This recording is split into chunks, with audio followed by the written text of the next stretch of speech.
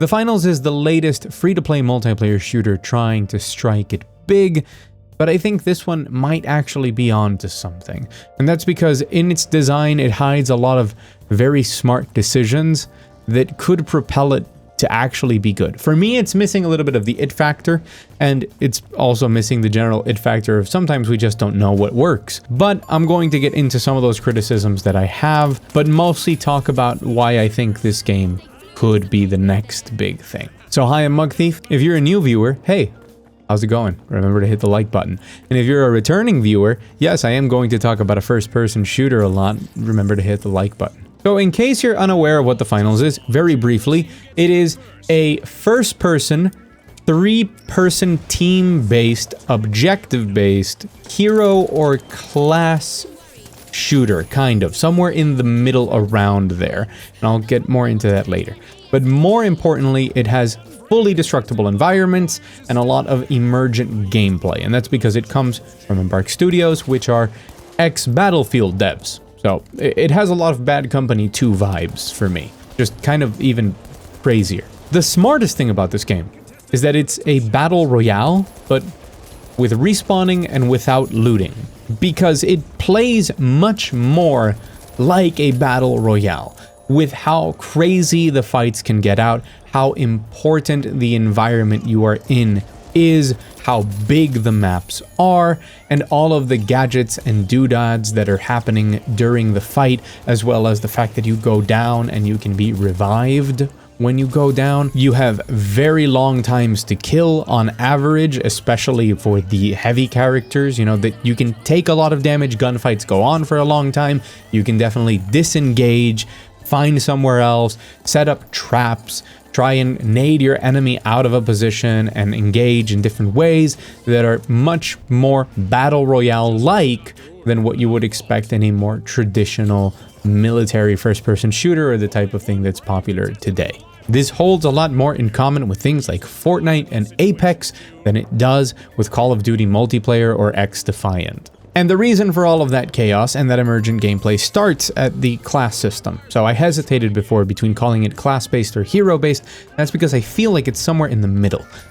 Technically, it's a class-based shooter. You have a light, a medium, and a heavy class. And these three classes are all different in their speed, hitboxes, and health values, but also in their entire loadouts. Everything that they have in these classes are more or less exclusive to them, except for certain things like, you know, a frag grenade, which all of them can equip. But within each of those three classes, you also have to choose a special ability. And these can be very transformative. These go from the ability to heal your teammates even mid-combat, like you're the medic from TF2, to a grappling hook that completely opens up vertical movement in the game, to a dash, to a turret, to the ability to smash down walls. All of your weapons are specific as well, and all of your most important gadgets tend to also be specific to that class, but those are a little bit more flexible. But they are, again, very impactful. Things like the defibrillator on the medium class that allows you to instantly res down teammates can be huge. Things like shields or jump pads or flashbangs that allow you to quickly see where all of your enemies are. These are really important gadgets, and your loadout matters a lot, and you can't change it once you're in a match. You have to choose beforehand what you want to take into battle, especially that big critical central skill, and then you have one main weapon, you do not have a secondary, and a bunch of gadgets and doodads. And you can take an equal loadout, not of your main ability, but of everything else, into your reserve. And you can switch things out during the match, but it's only one thing per slot. So you have 4 gadgets and you can take an extra 4 and swap those out. You have one main weapon and another main weapon in your reserve. You can only swap between those two and only when you die. So there's a lot of emphasis placed here on making sure that your loadout is very much designed to play a specific way, and it has strengths, it has weaknesses, and you're going to probably want to play as a team. So already that much emphasis on all of these different skills, kind of, because everything kind of feels like a skill in something like Apex, makes that battle royale feeling bigger. As well as the fact that all of these maps are very big, and kind of battle royale-ish, because the objective is not generally to eliminate your opponent. The main objective is to attack vaults that hold a cube, which is kind of like a key, and then to take that key to a cash out location and then defend that location until it cashes out. So this is all done on a big wide map. There's multiple going on at the same time, so different teams can be targeting different things. Sometimes because there's 4 teams on the map and normally you have 2 vaults and 2 cash outs, it can just become a 2v2. But sometimes it can go crazy, and sometimes if you're playing with friends, you know, if nobody is going to attack your corner of the map where you're waiting to secure your cash out, you and another teammate go and try and steal the enemy's cash out, but then while you're doing that, suddenly another team gave up and came at the last minute for you. It is dynamic, and that is a big part of it. You will have a lot of moments in this game where you are setting up defenses and waiting to see what happens, but you will also have a lot more fast-paced multiplayer chaos in the middle as well. The reason I think this is all smart is because the battle royale, but without the prepping and looting and worrying so much about dying and not being able to come back. There are modes in Warzone with respawn that are very popular. People really like to play them, and this capitalizes on that by making a game more centered around that, but with objective play to keep the game always moving and for there to always be confrontations between teams instead of people ratting or something like that. So it gives you a lot of the best parts of a battle royale without some of the negatives. It doesn't give you the best parts, right? You're not going to have that same feeling of a victory royale after a long, hard-fought, very strategic, ratty, tense situation in a final circle. But you get a lot of it without the other things. The emergent gameplay is the other reason I think this could hit hard, is that people love emergent gameplay. I love emergent gameplay. I've talked about this before, but just having cool, wacky stories happen, which coming from ex-Battlefield devs, those Battlefield moments happening, is really cool. It's really fun. People get addicted to it, and it drives conversations and gameplay clips about a game all over the place. And this has that for sure.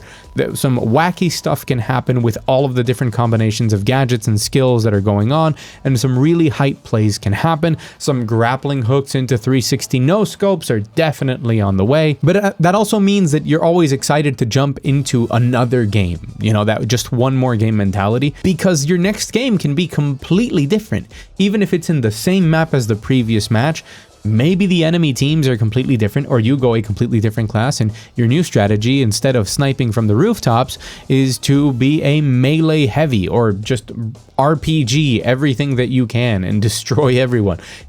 And that completely changes how you play and how people have to play against you, and it also transforms the battlefield.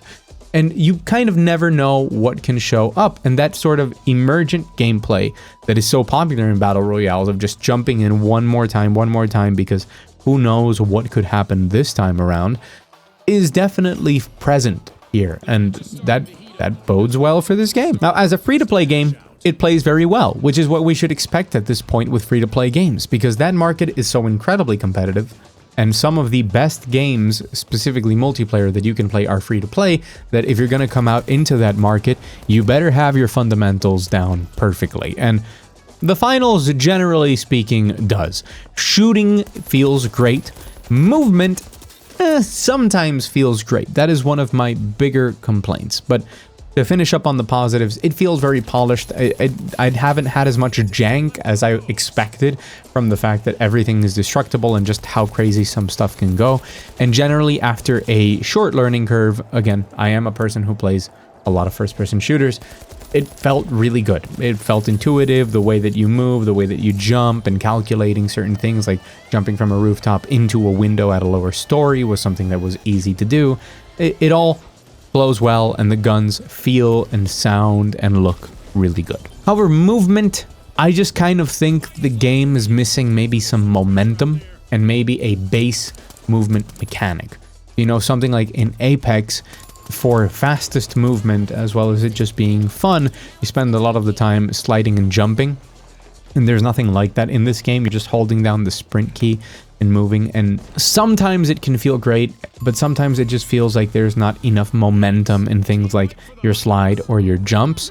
And that also applies to bigger things, like the grappling hook sometimes feels great, but sometimes it feels like it stops weirdly or cancels my momentum out of it, just like in ways that I wouldn't expect. It's just not as, it doesn't flow as well, and it's also not as snappy, which is really confusing to say, but it feels slightly more floaty, like a Battlefield would, and also not snappy. And I want it to be, floaty is fine, just snappy with kind of a little bit more stick and slide to it. Just sometimes it feels a little bit slow. So the light class is really fun to play because you have a lot of movement abilities and you move faster on average, so you get to zip around the map and have a lot of very movement focused firefights. But the other classes, it's not just that they don't have access to those movement abilities, it's that they are also slower just because they are slower. So you're fighting very different fights there, right? On one hand, that's really fun because you can be having a movement shooter Titanfall style firefight 1 second and then having a completely different type of firefight with a melee heavy just running at you and kind of dodging on his way the next. But I just wish the movement of all three of the classes was a little bit snappier, if that makes sense. That stick and slide is actually like a really good way to describe Apex's game feel, and Apex's game feel is perfect to me. I absolutely love just general movement in that game.